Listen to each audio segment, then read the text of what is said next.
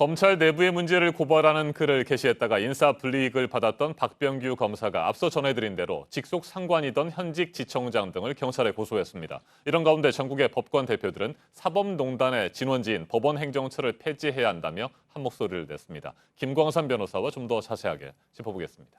안녕하십니까? 네, 안녕하세요. 네, 변호사님, 박병규 검사가 지난 2014년 검찰 내부 문제를 게시판에 올렸다가 적격 심사에서 탈락했습니다. 이 제도가 도입된 지 14년 만에 유일한 탈락자라고 하던데 상당히 이례적인 거예요. 아주 이례적이라고 네. 볼 수 있죠. 2014년도에 이제 박병규 검사가 그 이문정 검사 아마 많이 아실 겁니다.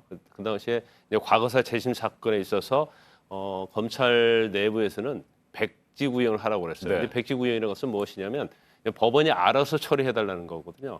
근데 검찰이 잘못했다는 것을 스스로 인정하지 않고 그렇죠. 법원이 알아서 해달라 이렇게 얘기하는 그것은 거죠. 사실은 검찰 자체는 뭐 구형할 때 무죄면 무죄, 네. 아니면 뭐 몇 년이 몇 년, 아니면 원래대로 유죄를 선고해달라 그렇게 해야 하는데 검찰 자체가 어떤 소신 없이 그냥 알아서 해달라는 것 자체는 사실 말이 되지 않는 네. 거예요. 그래서 그 당시에 이문정 검사가 검찰 내부의 어떤 그걸 어기고 이제 무죄를 구형을 했습니다. 그래서 그 당시 굉장히 논란이 많았어요. 그래서 그 당시에 박병규 검사가 검찰 내부 게시판에다 무죄를 무죄라고 하지 못하는 검사, 이제 그런 식으로 이문정 검사를 좀 두둔하는 내부 게시판을 올렸었고, 또 최동욱 검찰총장 사건을 비롯해서 국제 이슈마다 본인의 의사를 개진을 했습니다. 그런데 아마 조직 내부에서는 이거 자체가 조직의 해가 되고 또 뭐 외부에 나가게 되면 결국 검찰이 뭐 치명상이 있는다 해서 굉장히 반발을 좀 했던 것 같아요. 그래서 이제 상관으로서 이제 박병규 검사에게 이런 행위를 하지 말라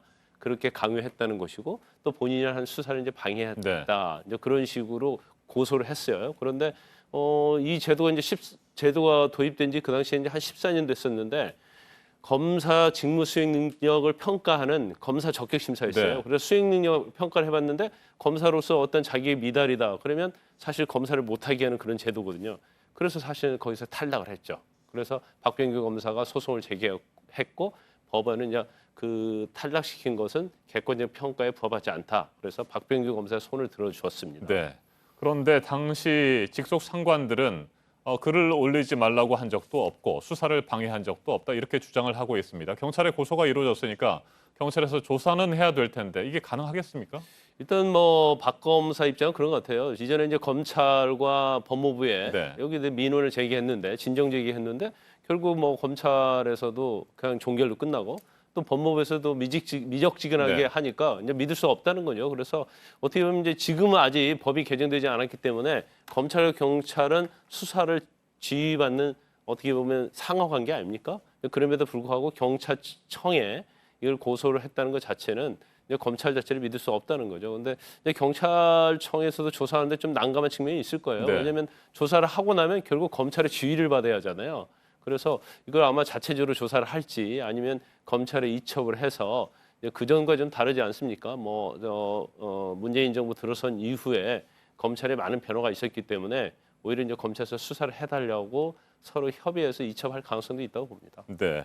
자, 전국 대표 판사들 108명이 어제 모였습니다. 사법농단 의혹의 몸통인 법원행정처를 폐지해야 한다고 뜻을 모았습니다. 법원행정처 폐지 가능합니까? 일단 대법원 이제 산하에 사법발전회의가 있어요. 네. 이제 거기에서는 법원행정처를 폐지해라. 그리고 법원행정회의라는 기관을 만들어라. 이제 이런 식으로 의견을 냈었거든요. 제안을 했었는데 이 제안에 대해서 사실은 이제 법원행정처가 주도해서 입법을 하려고 하는 거예요. 그런데 지금 사법농단의 핵심이고 사법개혁의 대상이 지금 법원행정처단 네. 말이에요. 그리고 최근에 이제 검찰의 사법농단 수사와 관련해서는 법원행정처가 전혀 협조를 하지 않고 있어요. 그럼에도 불구하고 사법행정처가 이를 입법을 한다는 것은 맞지 않는다. 그런 의견이 이제 법관 대표회의도 의견이고 네.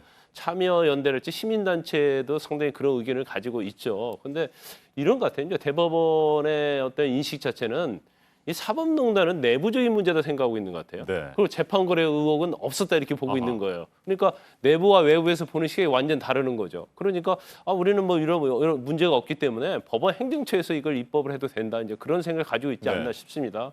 하지만 전국 법관 대표회의에서 지적한 바와 같이 외부 인사들이 있고 또 내부의 어떤 판사들이 같이 협의하는 그런 협의체에 의해서 개혁을 하는 게 맞다고 봐요. 네. 그리고 이런 의견을 과연 대법원이 어떻게 받아들일지는 모르겠습니다만은 만약 법원행정처 자체에서 셀프 개혁을 하게 되면 거기에 대해서 과연 어떤 형식으로 가든지 국민이 납득할 수 없겠죠. 네, 앞서 검찰의 내부 고발 문제 그리고 법원 행정처 폐지를 주장하는 판사들의 목소리까지 살펴봤고요. 또 하나 짚어봐야 될 것이 바로 사법부의 제19 감싸기 논란입니다. 앞서 보도를 해드렸었는데 대법원의 재판과 관련된 기밀 자료들을 불법 반출한 혐의로 법관 출신의 변호사가 현재 조사를 받고 있지 않습니까? 이와 관련해서 검찰이 압수수색 영장을 청구했는데 결국 기각됐어요. 3번이나 네. 개혁을 했어요. 그리고 일부에 대해서는 압수수색을 허용을 했는데 그게 이제 통진남과 관련된 부분입니다. 그런데 압수수색을 하는데 법원 행정처 관계자가 입회를 해야 한다. 네. 그래서 이런 뭐 압수수색 영장 허용은 저는 처음 보는 것 같아요. 그래서 이제 그 부분에 좀 문제가 있고 지금 사실 이제 검찰이 사법농단 수사하고 있는 것 중에 하나가 지금 이 전제 수석 재판 연구관 출신이죠. 그 나올 때 근데 상고심 사건, 그러니까 자기가 맡은 뭐 관련되지 않는 상고심 사건의 판결문 초고하고 네. 이제 검토 보고서를 가지고 나왔단 말이에요. 그럼 왜 검토 보고서를 가지고 나왔냐는 거죠. 판결문 초고를. 더군다나 자기가 직접 관여한 사건이 아닌데, 그리고 지금 가장 관련된 사건이 비선진료와 관련된 김영재, 박채윤 씨 사건 아닙니까? 특허와 관련된 사건. 그래서 이제 그 부분에서 압수수색 영장을 신청했는데 계속 기각을 네. 했어요. 그러면 기각을 하고 나서 이 재판관이 현재 변호사입니다. 이 변호사가 그에 관련된 문건을 출력한 다음에 다 파쇄를 했고, 네. 그다음에 관련된 PC 컴퓨터를 다 분해를 해버렸다는 거예요. 그러면 이게 법원행정처 관련돼서 조직적으로 증거인멸한 게 아니냐 이런 의혹을 지금 제기하고 있죠. 그러니까 네. 검찰도 굉장히 거기에 대해서 격분을 하고 있어요. 그래서 다시 이제 압수수색 영장을 청구하겠다 이렇게 검찰은 밝히고 있는데 과연 검찰이 또 이걸 기각을 할지. 근데 이제 기각하는 이유가 좀 이런 거예요. 그러니까 이것은 설사 그렇게 했다 하더라도 죄가 되지 않는다. 그리고 재판의 본질적인 어떤 침해를 하는 것에 대해서는 압수수색 영장을 허용할 수 없다는 게 이제 법원의 네. 입장이거든요. 근데 사실 죄가 되고 안 되고는 수사를 해봐야지 알지 않겠습니까? 그리고 만약에 정말로 잘못이 없다고 한다면 검찰로 하여금 압수수색을 해서 어떤 거래와 재판 거래와 관련된 그러한 자료를 받게 만들어서 네. 그러니까 획득하게 만들어서 결국 수사 결과를 지켜보는 것이 정당하지 않나 싶습니다. 네. 그런데 재판부가 영장 발부 여부를 놓고 고심하는 동안에 관련 문건들이 폐기됐다는 부분에 대해서는 책임을 면치 못할 것도 같고요. 예, 김광삼 변호사님 말씀 잘 들었습니다. 네, 감사합니다.